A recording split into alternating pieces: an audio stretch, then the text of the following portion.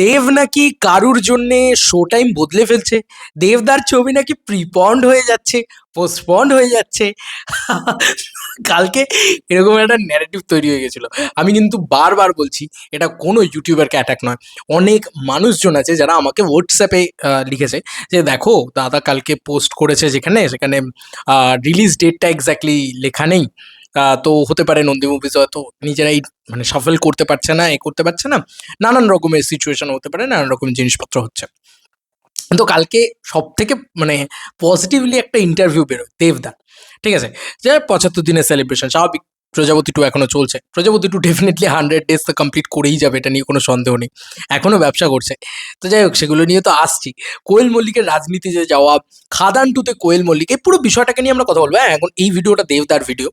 তো আমার যেটা সব থেকে ভালো লেগেছে, আমি শুরুতে সেটা বলি। আমি শুধু বলবো রাজার রাজা এলো, রাজার রাজা এলো, হি ইজ দ্য রাজার রাজা of box office. Bengal box অফিসের একটাই মাসিয়া।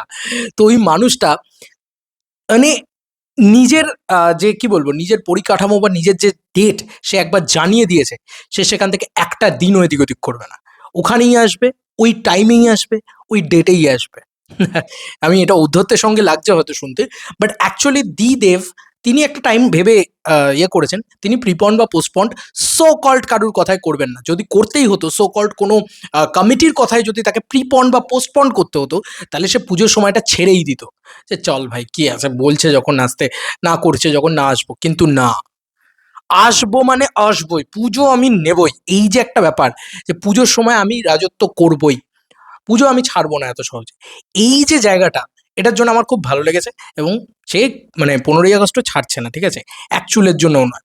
কালকে একটা ইন্টারভিউ বেরোয় দেবদার, আয় এম অর্পিতা দি মানেই হচ্ছে ভাইরাল। দেবদার ইন্টারভিউ, সেখানে বওয়াল, সেখানে এমন কিছু জিজ্ঞাসা।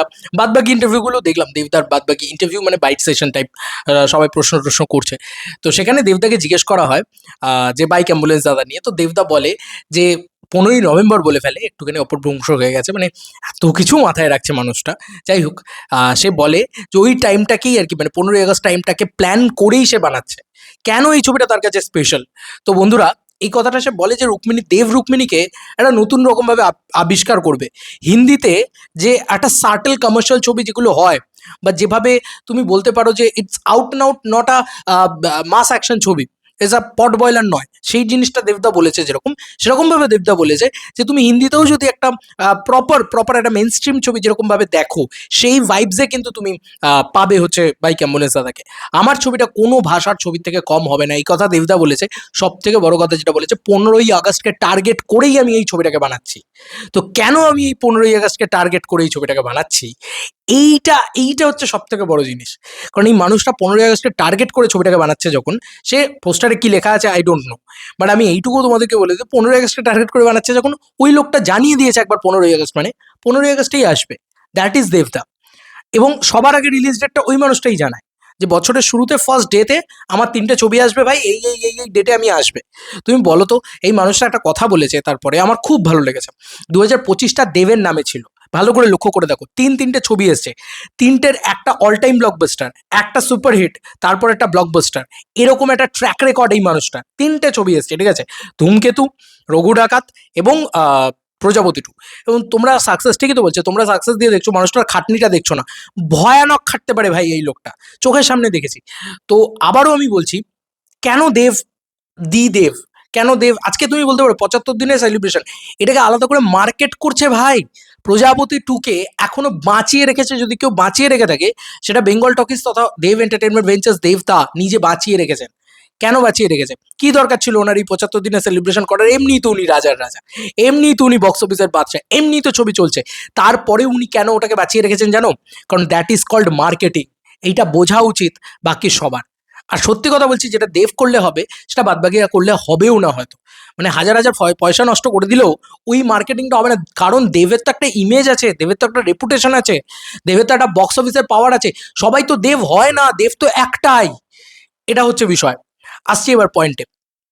প্রথম পয়েন্ট হচ্ছে, দেব নিজের রিলিজ ডেট এদিক ওদিক করে না, কিন্তু আজকে দেবকে এত হ্যাটা সহ্য করতে হচ্ছে যে কি, পার্টিকুলারলি এই যে জিদ্দার ছবিটা, কেউ বলে বিপ্লবী, কেউ বলে ডাকাত, এটা রিলিজ ডেট নিয়ে একটা ভয়ানক তরজা চলছে রীতিমতো।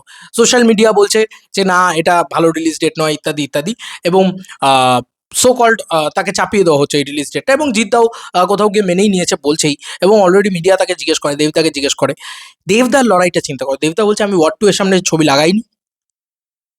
এইটা হচ্ছে একটা মানুষ, এইটা হচ্ছে একটা ইয়ে যে সে কিন্তু কখনো বলছে না যে পুজোয় কাউকে এসো না। মানে আজকে প্রবীর পোদ্দারের খবর শুনলে রীতিমতো যে কোনো কারুর বুক দুরু দুরু করবে। আমরা তো সত্যিই বলছি যে আমরা জানি না যে দেশু সেভেনের বক্স অফিস কি হবে।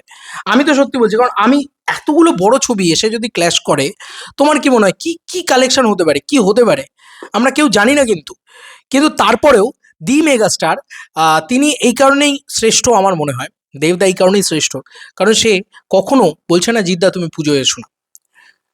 জিদ্দাকে পুজোয় আসতে দিচ্ছে না ডিস্ট্রিবিউটার্স তথা মানে এক্সিবিটাররা অলসো, যে দেব ভার্সেস জিত হলে আমরা শো নিয়ে মারামারি হয়ে যাবে, ভয়ানক অবস্থা হয়ে যাবে, সিচুয়েশন ভালো হয়ে যায় না, ইত্যাদি ইত্যাদি। এবং তুমি যদি লক্ষ্য করে দেখো বাদবাকি যে মানে যে কমিটি রয়েছে, যা রয়েছে, সেখানে আসতে দেওয়া হচ্ছে। তুমি বলো তো দুর্গাপূজায় কতগুলো ছবি রয়েছে, দেব একবারও বলেছে যে না তুমি দুর্গাপূজায় এসো না? কাউকে একটা এসে বলেছে যে তুমি দুর্গাপূজায় এসো না? দেব বলেছে আমি যখন ইচ্ছা আমি যখন আসবো, আমার ছবিটা যে টাইমে এলে আমার মনে হচ্ছে যে বেস্ট আর্নিংটা করতে পারবে, এই টাকাটা কামিয়ে নিতে পারবে, এই তার বাজেট, এই টাকাটা সে কামিয়ে নিতে পারবে, আমি তখনই আসবো। ব্যাস, দ্যাটস ইট। এই মানুষটাকে নিয়ে চরম হ্যাঁটা চলছে, সবাই মিলে গালাগালি করছে, কিন্তু ওর কিছু যায় আসে না। ওর ওর কাজ করার উনি কাজ করবেন, এইটাই দেবদা। আমার না খুব ভালো লাগে। এবার কিছু পয়েন্ট আসি। বন্ধুরা, কোয়েল মল্লিকের রাজনীতিতে জয়েন করা নিয়ে অনেকে অনেক রকম কথা বলেছে। দেবদা বলছে তখন আমার রাজনীতি মানে যখন আমি রাজনীতি যে তখন রংবাজের শুটিং চলছে, তো বলছে যে তখন আমার কোয়েলের সাথে, কোয়েল বলছে তখন খুব মজা টজা করেছিল, খুব আনন্দ করেছিল, এবং সেই বলছে এখন তো আমার টাইম, এখন আমি বলছে আমি 10 মিনিট হেসেছি শুধু ফোন করে। বাট এটা নয় যে মানে তাকে হ্যাটা করছে, তাকে বলছে যে ভাই তুমি 5টা বছর সময় দাও কোয়েল মল্লিককে, দেখো যে কোয়েল মল্লিকের মতন ভালো মানুষের পলিটিক্সে আসা খুব খুব জরুরি, তার যা ফ্যামিলি ডাইনামিক্স, তার যা ইয়ে, সেই মানুষের পলিটিক্সে আসা প্রচণ্ড জরুরি। এটা আমিও বলেছি, এটা সেম কথাটা দেবতাও বলছে। তো কোথাও গিয়ে বলে না যে একটা হার্ট টু হার্ট কানেকশন হয় একটা মানুষের সাথে, সেই কানেকশনটা কোথাও গিয়ে, কারণ দেবদা তো কি বলবে আমি তো জানি না, তো মানে 10 দিন বাদে, 10 দিন আগে আমি কিন্তু এই সেম কথাটাই বলেছি যে একটা ভালো মানুষের পলিটিক্সে আসাটা খুব খুব জরুরি, কোন পার্টিতে করছে সেটা ম্যাটার নয়। তো দেবও সে সেম কথাটাই বলেছে যে কোয়েল মল্লিককে দেখো, তার বাড়ির একটা কি বলবো, একটা একটা কালচার রয়েছে। রঞ্জিত মল্লিককে নিয়ে এসে কথা বলেছে। আচ্ছা, এবার ইন্টারভিউ জিজ্ঞেস করে, মানে বাইট যারা করছিল তারা বলে যে আমরা দেব রুক্মিণীকে চেয়েছিলাম, দেব শুভশ্রীকে চেয়েছিলাম, এবং দেব কোয়েলকে চেয়েছিলাম। দেবদা বলে তিনটেই হচ্ছে। এবং আরও একটা জায়গায় সে বলে যে রানেদার সাথে পুরো মানে heart to heart soul connection দেবদার, আমরা সবাই জানি, এবং মল্লিক বাড়ির সাথেও দেবদার বিরাট সম্পর্ক। সেখান থেকে দাঁড়িয়ে দেবদা একটাই কথা বলে যে রানেদাকে বলাই গেছে নাকি যে কোয়েল মল্লিককে মাথায় রেখেই খাদান টু স্ক্রিপ্ট লেখা হচ্ছে, বা দেবদা বলে লিখছি, ঠিক আছে? এই কথাটা কিন্তু দেবদা একদম ক্লিয়ার করে বলে দেয় যে খাদান টু বানানোই হচ্ছে দেব কোয়েলকে মাথায় রেখে, ঠিক আছে? বোঝা যাচ্ছে? তো দেব শুভশ্রী যেরকম দেশু সেভেনে আসছে, সেরকম দেব কোয়েলও আসছে কিন্তু খাদান টুতে। এটা দেবদা একদম কনফার্ম করে দেয় যে কোয়েল মল্লিককে মাথায় রেখেই কিন্তু এই পুরো বিষয়টাকে ডিজাইন করা হচ্ছে। তো আমার মনে হয় যে কোয়েল দিকে আমরা এরমভাবে দেখিনি, কারণ এতটা মাস ছবিতে আমরা কোয়েল দিকে কখনো দেখিনি, এরকম রুটেড কালচারের কমার্শিয়াল ছবিতে আমরা কখনো কোয়েল দিকে দেখিনি। তো আমার আমার খুব খুব এক্সাইটেড কোয়েল দিকে যদি কাম ব্যাক করা যাবে বক্স অফিসে, বা কোয়েল দিকে যদি প্রপার মাস ছবিতে কাম ব্যাক হয়, সেটাও দেবদা করাবে ভাই। আচ্ছা, কিছু কথা বলার আছে এখন। এই যে স্টার থিয়েটার বন্ধ ছিল, চিপকে দেওয়া হচ্ছিল, চাপিয়ে দেওয়া হচ্ছিল বাংলা ছবিগুলোকে, একটা ছবিও চলছিল না। এই ফেজ তো আগেও গেছে, বিভিন্ন সময় হয়েছে, বিভিন্ন হয়েছে। তো তুমি একটা জিনিস লক্ষ্য করে দেখো, দি মেগাস্টার তিনি এই কথাটা বলছেন যে বাংলা ছবি চিপকে দিলে হবে না, লড়াই করতে হবে, যদি পারি তবেই সেখানে আমরা এ করবো, নাহলে হল মালিককে তো ক্ষতি করে লাভ নেই, সে তো তালা বন্ধ করবেই, খুব স্বাভাবিক বিষয়। কিন্তু ভাবো আজকে ইন্ডিয়ার ম্যাচটা, কালকে ইন্ডিয়ার ম্যাচটা সবাই চালিয়েছে, ইন্ডিয়া ভার্সেস নিউজিল্যান্ড ম্যাচটা, যাতে হলে চালিয়েছে, যাতে ওইটা দিয়ে দুটো পয়সা আসে, তাই তো? তার মানে বুঝতে পারছো সিনেমার অবস্থা কতটা ডাল, সেটা ওভারঅল ইন্ডিয়ান ইন্ডাস্ট্রিতেই, কারণ কোনো সিনেমাই সেভাবে ব্যবসা করছে না। ও রোমিও টোমিও অনেক ছবিও তো আছে, কোনো ছবি সেভাবে ব্যবসা করছে না। এরকম একটা পরিস্থিতিতে দাঁড়িয়ে দি মেগাস্টার তিনি কি বলছেন, তিনি বলছেন যে আমার প্রজাপতি 2 75 দিনের সেলিব্রেশন হচ্ছে স্টার থিয়েটারে। কি করে হচ্ছে, কি করে হচ্ছে? তার মানে ওই মানুষের সাকসেস রেশিও, ওই মানুষটা প্রমাণ করেছে যে হ্যাঁ আমার ছবি পাবলিক দেখে, এবং হাউসফুল করা। ওই যে বলছে যে একটা প্রডিউসারের কাছে বা একটা ডিরেক্টর বা একটা অ্যাক্টর জানে যে আজকে আমার ছবিটা 2 সপ্তাহ হলে হোল্ড করিয়ে রাখাটা কতটা কঠিন কাজ, সেটা দেব করিয়ে রেখেছে। পলিটিক্যাল পাওয়ার দিয়ে নয়, ওই মানুষটা যদি পলিটিক্যাল পাওয়ার খাটাতে শুরু করে না ভাই, গোটা বাংলা ওই মানুষটার হাতের দখলে থাকবে। আমি এইটুকু বলে দিলাম। আজকে অনেকেই তো অনেক কথা বলে, দেবদা যদি পলিটিক্যাল পাওয়ার খাটাতে শুরু করে, ওই গোটা বাংলাটা এইরকম এরম করে রাখবে, এরম মুঠো করে রাখবে। ঠিক আছে? ওটা ওনার স্বভাব নয়। ওনার নিজের ট্যালেন্টে উনি এগিয়ে নিয়ে যাওয়ার কাজ। তুমি ভাবো না, লাস্ট ইয়ার রঘু ডাকাত হোক, প্রজাপতি টু হোক, এই দুটো ছবিরই শুটিং করেছেন উনি। 10 বছর পুরোনো একটা ছবির মার্কেটিং করে ছবিটাকে নিয়ে এসছেন। এইটা একটা কথা বলতে পারে। তো তুমি বলো দিস ইয়ার তাকে তিনটে ছবির মানে শুটিং করতে হবে, প্রমোশন করতে হবে, প্রি প্রোডাকশন করতে হবে, পোস্ট প্রোডাকশন করতে হবে। ভাই খাটনিটা দ্বিগুণ ভাই। মানতে হবে ভাই। ঠিক আছে?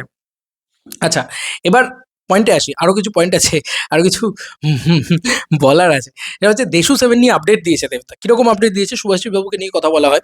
তো ওল্ড সবাইকে ফিরিয়ে নিয়ে আসা সেটাও দেবেরই কাজ। আহ, ওটা তোমারই কাজ গুরু। সব কিছুতে তুমি। এটা আমি দেখতে পাচ্ছি। তোমার তুলনা তুমি বলা চলে। তো আমি আবার বলি এই কথাটা। দেশু 7-এও ওল্ড কাস্ট ফিরছে। ইয়েস, মানে ওল্ড কমার্শিয়াল ছবির যে কাস্ট রয়েছে তারা ফিরছে। এটা দেবদা বলেছে যে খাদান দিয়ে আমি এই বিষয়টা শুরু করেছি এবং এই জিনিসটা কিন্তু পরবর্তীকালেও ফিরছে। মানে বাইক অ্যাম্বুলেন্স দাদাতে থাকবে, আছেও অলরেডি। মানে পার্থসারথী বাবু, শুভাশিস বাবু, এদের একটা ক্রেজ আছে কিন্তু। এদের একটা ক্রেজ আছে কারণ এরা আমাদের ওল্ড কমার্শিয়াল ভাইবের ছবি। এবার এরা কি ভালো অ্যাক্টর সেটা হয়তো এখন অবধি কি বলবো, মানুষের কাছে মানে ওইভাবে অ্যাজ অ্যান অ্যাক্টর তাদেরকে যে খুব হাইলাইট করা হয়েছে সেরকম কিন্তু নয়। তো এবার ফাইনালি দেবদা সেই চেষ্টাটাও করে নিচ্ছেন বাইক অ্যাম্বুলেন্স দাদা দিয়ে। এবং দেশু 7-এর কথাতেও সে বলে যে হ্যাঁ, আমরা সেরকমভাবে প্ল্যান করছি যে পুরনো আর্টিস্টদেরকে আবার আমরা দেশু 7-এ নিয়ে আসবো। তো এটাও একটা বড় নস্টালজিয়া ভ্যালু, এটাও একটা বড় আবেগের জায়গা। এবং আরও একটা কথা সে বলেছে যে রিমেক চলছিল যখন 2012-13 সাল, 14 সাল, সেই সময়ের পরবর্তীতে যে নিজেকে আপগ্রেড করতে পেরেছে, যে নিজেকে ভেঙে চুরে অন্য ধারার ছবি করতে পেরেছে, তারপরে আবার সে কমার্শিয়াল ছবি করতে পেরেছে, অ্যাজ লাইক খাদানের মতন ছবি। তো এইটা যে করতে পেরেছে তাকেই কিন্তু পাবলিক একসেপ্ট করেছে। আর যে ধরো কোনো মানুষ আছেন যারা হয়তো রিমেকটাকে বিশ্বাস করে এসছেন, বা ওটা যেরকম চলছে চলুক, যতদিন ধরে চলে চলুক, এই মানসিকতা নিয়ে আছেন, এটা দেবের বিশ্বাস যে সেই জিনিসটা কিন্তু সাস্টেনেবল হয়নি তারপরে। তো এটা কিন্তু খুব সত্যি কথা, এটা কিন্তু ভুল কথা নয়। তো যাই হোক, আমি এটাই বলবো যে যেটা তোমাদের একটা ভয় ছিল যে বাইক অ্যাম্বুলেন্স দাদা তাহলে কি প্রিপন্ড হবে, তাহলে কি অন্য টাইমে, ভাই 15ই আগস্টেই আসছে বাইক অ্যাম্বুলেন্স দাদা। আর কিছু বলার নেই। শান্তি শান্তি তো পাবে না, বাট হয় আমি জানি অনেকের হয়তো গাত্রদাহ হবে। 15ই আগস্টে আসছে, দেব তো পলিটিক্যাল পাওয়ার খাটিয়ে 15ই আগস্টটা নিয়েছে। দৌড় ভাই, কি যায় আছে দেবের পলিটিক্যাল পাওয়ার? ভাই দেব যা বক্স অফিস দেয়, ঠিক আছে, এখনো বলছি, দেব যা বক্স অফিস দেয়, সেই বক্স অফিসটার নাম্বারটাকে একত্রিত করো।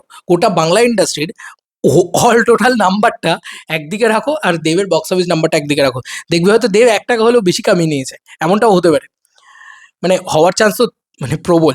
তাই সেখানে দাঁড়িয়ে একটাই কথা বলবো যে ওর পলিটিক্যাল পাওয়ার লাগে না। উনি একজন মেগাস্টার হিসেবে যথেষ্ট জায়গা। ফ্রিতে কেউ ওনাকে পুজো দিয়ে দেয়নি। ঠিক আছে? উনি পুজোতে আসেন, ওনার ইচ্ছা হয় উনি পুজোতে আসেন। উনি কিন্তু কাউকে বারণ করছে না পুজোতে আসার জন্যে। যারা আসবে তারা মানে তারা অ্যাকচুয়ালি সুইসাইড প্রজেক্ট হয়ে যাবে। কারণ দি মেগাস্টার দেব। আমি অহংকার করছি না। এটা তুমি দেখে নাও না। লাস্ট ইয়ার দেখো অবস্থাটা। লাস্ট ইয়ার দেখো যে প্রোডাকশন এত ভালো কালেকশন দেয়, এত ভালো কালেকশন দেয়, দেবের সামনে এসে মুখ থুবড়ে পড়লো। এটা কিন্তু হয়েছে বন্ধু। রঘু ডাকাতের মতন ছবির সামনে এসে হয়েছে এটা। বিজনেসটা দাদা বোঝে। এবং আবার বলছি, মার্কেটিং হোক, প্রমোশনস হোক, ইনোভেটিভ আইডিয়াস হোক, এই সব কিছুতে কিন্তু দেব এন্টারটেনমেন্ট ভেঞ্চার্স নাম্বার ওয়ান প্রোডাকশনটা। তো কিছু করার নেই বন্ধু। আগে ওদের ওদের মানে সাইকোলজি থেকে ওপরে উঠে গিয়ে ভাবতে হবে যে ভাই ওরা কি লেভেলে ভাবছে। যদি ওদেরকে বিটি করতে হয় তো ওদেরও এক ধাপ উপরে গিয়ে ভাবতে হবে। সত্যি কথা বলছি, আর কি নয়। বাংলায় যে প্রমোশন ওরা করে, ওই প্রমোশন কেউ করতে পারবে না, পারছে না। তো ওই যে বলে ওদের এক ধাপ উপরে গিয়ে ভাবতে হবে। তুমি বলো না, একবার টিকিট ছেড়ে দিচ্ছে, একবার এ করেছে, কিছু জোর করে বলপূর্বক করছে না কিন্তু, খুব স্মুথলি করছে। পাবলিককে নিজেকে ইনভলভ করে নিচ্ছে। That is the marketing brain. ছবি বিক্রি করার দম থাকতে হয়, ছবি বিক্রি করার বুদ্ধি থাকতে হয়। বাদ বাকি সবাইকেই বলছি এই কথাটা। এটা মানে সবার জন্যই প্রযোজ্য যে দেব যেভাবে বিক্রি করতে পারছে, দেব যেভাবে জিনিসপত্র করতে, অসম্ভব ব্যাপার। দেবের আজকে স্টার থিয়েটার তো দেবের জন্য বন্ধ হয়ে যাচ্ছে না। দেব যেই আসছে সঙ্গে সঙ্গে স্টার থিয়েটার খুলে যাচ্ছে। কালকে প্রিয়াও বন্ধ হবে না, প্রিয়াও খুলে যাবে। কেন খুলবে? কারণ সবাই জানে দেব। আশা মানে ব্যবসা, আশা মানে ব্যবসা। তাহলে আর 15ই আগস্ট থেকে দেব প্রিপন্ড করছে না, পোস্টপন্ড করছে না। 15ই আগস্টেই আসছে। কারণ দেবদা বলেইছে ওটা আমি মাথায় রেখেই বানিয়েছি যে 15ই আগস্টে আসবো। তো 15ই আগস্টেই আসবে। এটাই মেরুদণ্ড। এটাই দেবদার মেরুদণ্ড।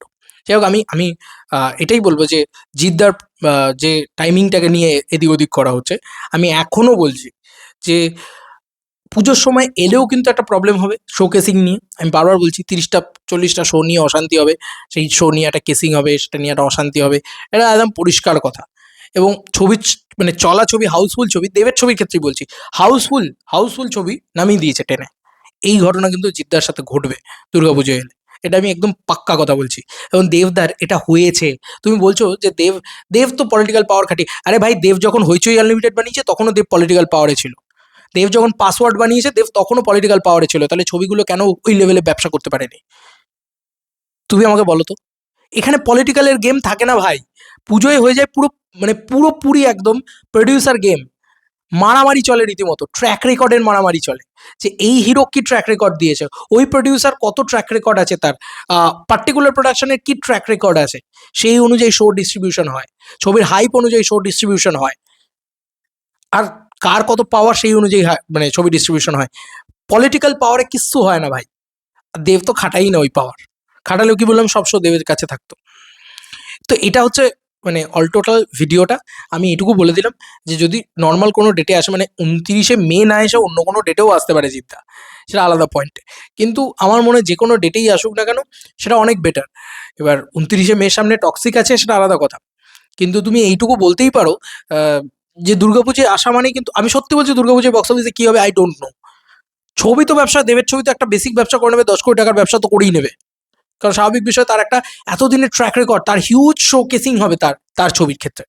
এবং তুমি যদি দেখো এসভিএফ, উইন্ডোজ, এতগুলো প্রোডাকশন, বাঘা বাঘা প্রোডাকশনের লড়াই হবে। তো সেখানে দাঁড়িয়ে কিচ্ছু হবে না, জিদ্দা শো কেসিং পাবে না, শোটা পাবে না। ছবির হাইপ থাকবে, ছবির শো পেলেও যতটুকু শো পাবে সেগুলোকে ধরে ধরে টেনে টেনে নামিয়ে দেওয়া হবে। ভাই আমি দেখেছি চোখের সামনে। সুতরাং আমি চাই না জিদ্দার ক্ষতি। তাই আমি দুর্গাপুজোয় আসুক বা এইতে আসুক ওইতে আসুক এরকম করে আমি কোনো কোথাও প্রেশারাইজ করতে চাই না। জিদ্দার যখন ইচ্ছা হয় জিদ্দা তখন আসুক। আমি জিদ্দার মতামতকে পুরো মাথায় তুলে রাখবো। চলো বন্ধুরা, নতুন কোনো ভিডিওতে দেখা হবে। বাই।